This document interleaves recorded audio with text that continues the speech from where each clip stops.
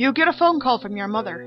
Since her car has been in the shop, she asks you to go to the grocery store and pick up a few odds and ends for her. Bread, milk, cereal, and chicken breasts.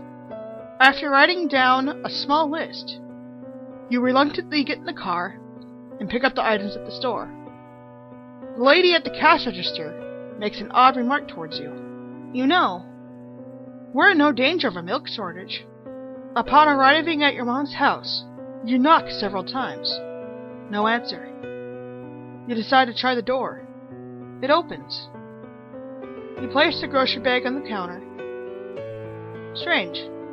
There seems to be 6 other grocery bags, each with identical contents. In a couple, the chicken and the milk has gone bad. Mom? You call out, but there is no answer. You make your way through the kitchen and into the living room. Sitting on the couch, with her head cut off and neatly resting on her lap, is your mother. Naturally, you call the police, who come over to investigate. They mention she was nearly dead for a week. Furthermore, the police psychiatrist is at the scene and talks to you after giving your initial statement. Sitting on your front steps, you hear the psychiatrist talking to the crime investigator. It's not uncommon for people suffering from schizophrenia to get locked into a series of repetitive behaviors, he says. You think to yourself, they can't be talking about me. Schizophrenia? No way. Repetitive behavior? Do they think I did this? Suddenly, your phone goes off. Hello? Hi, hun. It's me. Could you stop at the store and pick up some chicken and milk? Oh, and I need some bread and cereal, too. No problem, Mom. I'll be right over.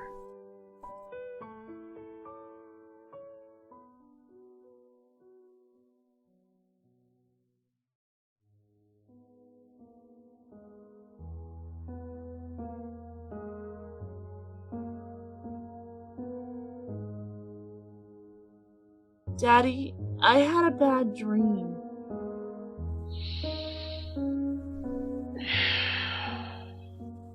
Again? You blink your eyes and pull up on your elbows. Your clock glows red in the darkness. It's 3:32 a.m. Do you want to climb into bed and tell me about it? No, Daddy. Why not? The oddness of the situation wakes you up more fully. You can barely make out your daughter's pale form in the darkness of your room. Why not, sweetie? Because in my dream, when I told you about the dream, the thing wearing Mommy's skin sat up. Wait. What? For a moment, you feel paralyzed. You cannot take your eyes off your daughter. The covers behind you begin to shift.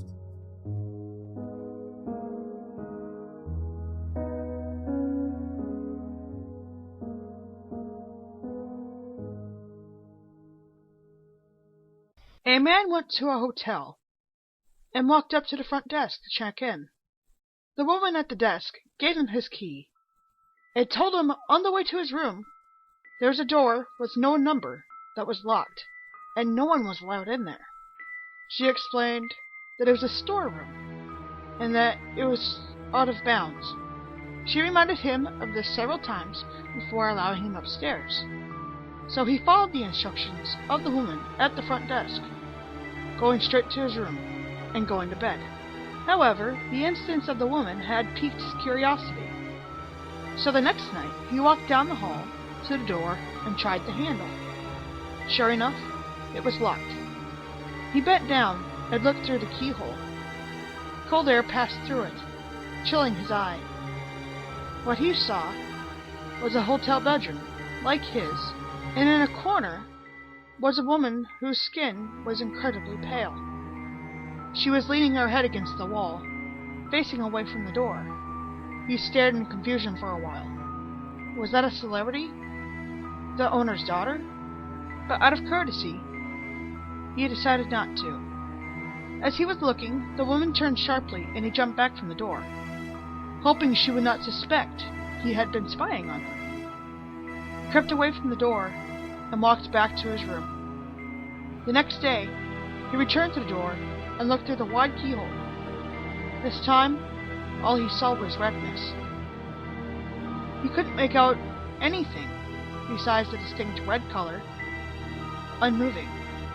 Perhaps the inhabitants of the room knew he was spying the night before and had blocked the keyhole with something red.